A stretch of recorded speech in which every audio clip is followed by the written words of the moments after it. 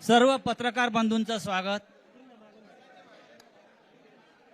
ज्या संख्येनं आपण सर्व इथे उपस्थित आहात आणि आपल्यातला उत्साह जो दिसतोय ते पाहता एक गोष्ट नक्की आहे की आजचा दिवस महाराष्ट्रासाठी ऐतिहासिक आहे। सकाळी मी कोणाला तरी सांगितलं की आजच्या दिवसाचं महत्त्व काय आहे। संयुक्त महाराष्ट्राच्या लढ्यानंतर जो संयुक्त महाराष्ट्राचा मंगल कलश महाराष्ट्रामध्ये आला तो मराठी ऐक्याचा मंगल कलश होता आणि आज पुन्हा एकदा हा मराठी ऐक्याचा मंगल कलश घेऊन सन्माननीय उद्धव ठाकरे आणि सन्माननीय राज ठाकरे आपल्या समोर आलेले आहेत। तोच आनंदाचा क्षण आज महाराष्ट्राच्या जीवनामध्ये आलेला आहे। मी अजिबात यापुढे काही बोलणार नाही। हाच मंगल कलश मुंबईसह अनेक महानगरपालिकांमध्ये विजयी भगवा ध्वज फडकवल्याशिवाय राहणार नाही आणि या महाराष्ट्राला फक्त ठाकरेच नेतृत्व देऊ शकतात आणि महाराष्ट्र ठाकरेंच्याच मागे जाईल हे सांगणारी आजची पत्रकार परिषद आणि आजचा दिवस आहे। मी यापुढे सूत्र ही माननीय उद्धव ठाकरे व माननीय राज ठाकरे यांच्याकडे देतो।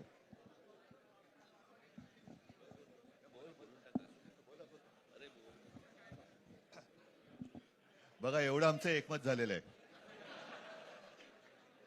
सर्वांचं स्वागत करतोय आणि आता संजय राऊत यांनी संयुक्त महाराष्ट्राच्या लढ्याची आठवण करून दिली। तो जो मंगल कलश आणला गेला तो काही सत्यनारायणाच्या पूजेसारखा आणला गेला नाही, त्याच्या मागे खूप मोठा संघर्ष झालेला आहे। 105 107 किंवा त्याहूनही जास्त मराठी माणसांनी बलिदान देऊन मुंबई महाराष्ट्राला मिळवून दिली आणि त्याची आठवण आज होणं स्वाभाविक आहे। कारण आम्ही आज दोघंही इथे बसलेलो आहोत, ठाकरे बंधू। आमच्या दोघांचेही आजोबा प्रबोधनकार हे संयुक्त महाराष्ट्राच्या लढ्यामध्ये पहिल्या 5 सेनापतींमधले एक सेनापती। त्यांच्यासोबत माझे वडील म्हणजे शिवसेना प्रमुख हिंदू हृदय सम्राट बाळासाहेब ठाकरे, राजचे वडील म्हणजे माझे काका श्रीकांतजी ठाकरे, म्हणजे अख्खं ठाकरे घराणं त्यावेळेला मुंबईसाठी संघर्ष करत होता।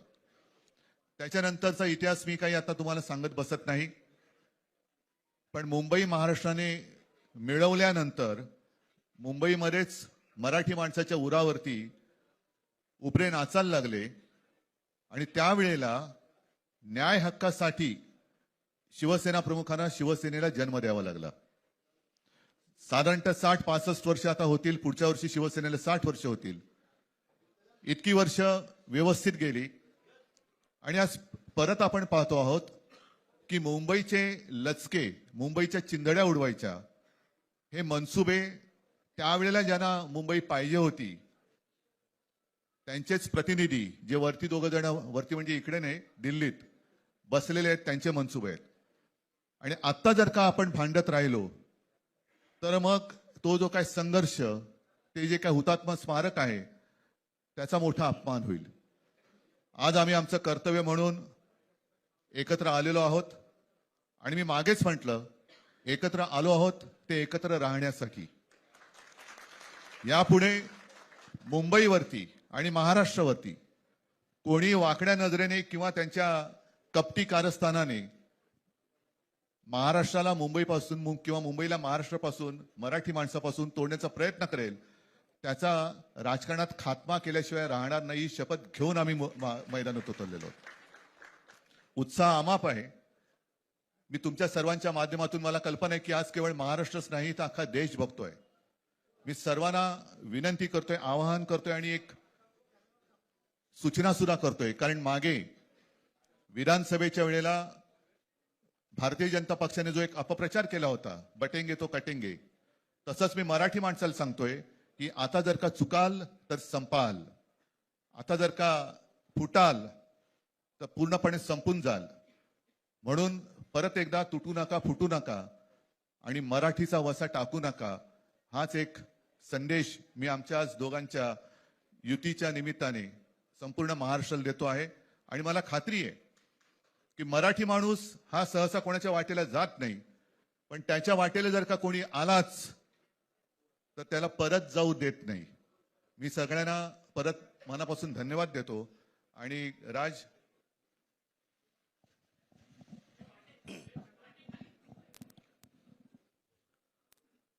आपणा सर्वांचं मी मनपूर्वक स्वागत करतो.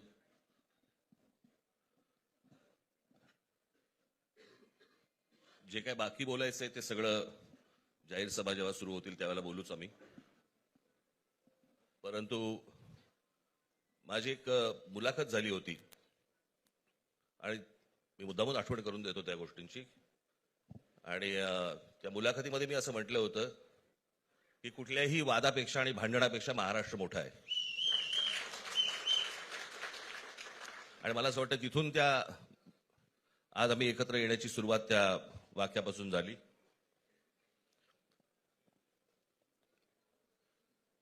कोण किती जागा लढवणार, आकडा काय, हा नाही सांगणार तुम्हाला.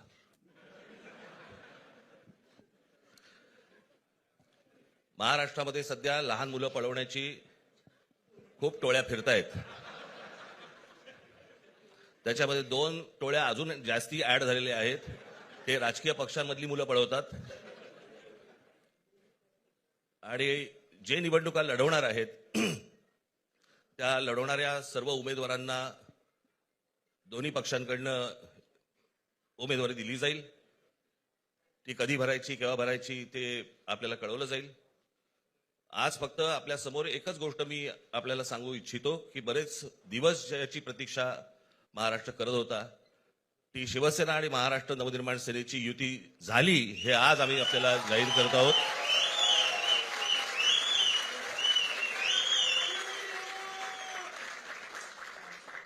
धन्यवाद.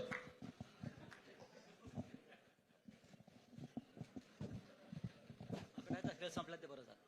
नाही, आकड्यांचा खेळ आता सांगायचं नाही.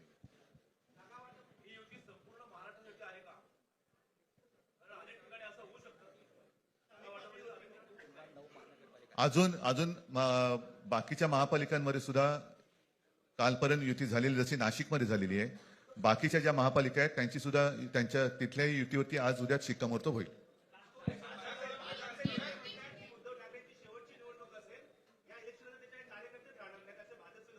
लोक कोण?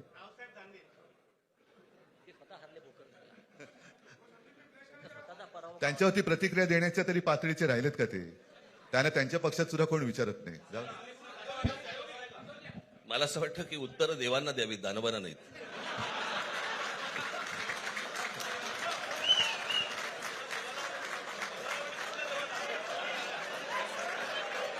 देवा बोलेल तेव्हा.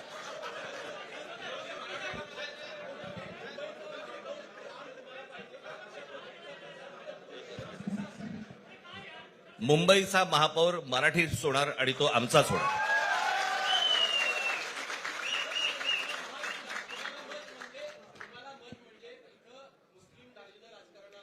मला असं वाटतं की एक मुख्यमंत्र्यांचा व्हिडिओ पण फिरतोय ज्याच्यामध्ये ते अल्लाह हाफिज असं बनलेत. बरोबर ना?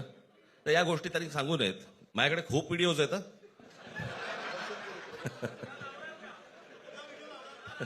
काय ते काय बोलतात त्याच्यावरती माझे व्हिडिओ तयार असतील.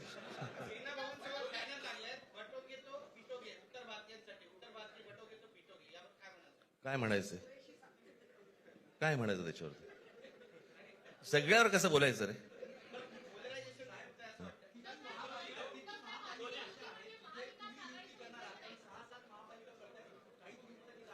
मला असं वाटतं आज मुंबईचं मी तुमच्यासमोर आम्ही जाहीर करत आहोत आणि बाकीच्या जशा अशा होतील तशा तुम्हाला कळवलं जातं.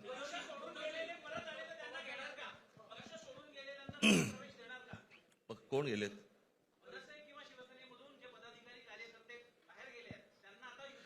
येऊ तर देत पहिलं.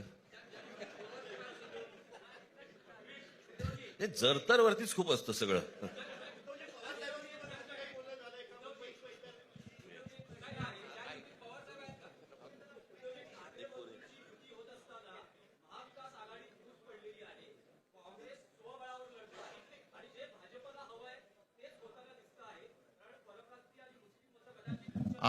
भाजपला काय हवंय ते भाजपने पाहावं, मराठी माणसाला काय पाहिजे ते आम्ही पाहतो.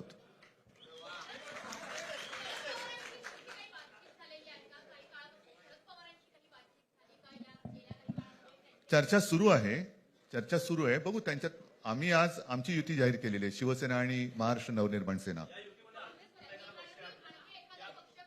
जे जे महाराष्ट्र प्रेमी आहेत त्याच्यात काही भाजपातले सुद्धा अस्सल मराठी आहेत, ते सुद्धा येऊ शकतात. ही महाराष्ट्र रक्षणासाठी महाराष्ट्र प्रेमींची युती आहे. त्याच्यात काही जण भाजपमध्ये सुद्धा आहेत, त्यांना हे जे काही चालले ते पाहवत नाहीये किंवा सहन होत नाहीये, ते सुद्धा येऊ शकतात.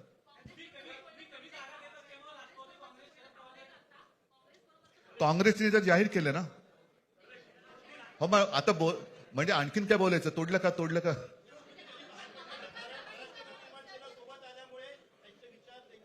बघा, मला बाकी कोण काय म्हणते त्याच्याशी काही कर्तव्य नाही.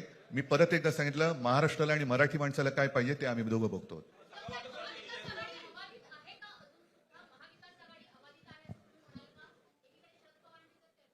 सगळे पक्ष बाहेर पडून आघाडी अबाधित आहे.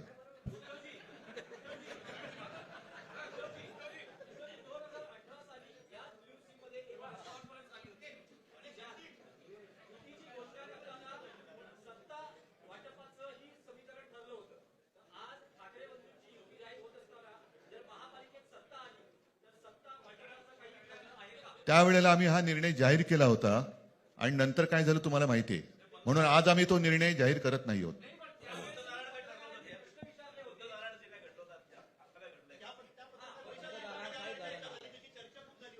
आता आमचं दोघांचंच घर आहे ना, दार बंद कशाला करायचं?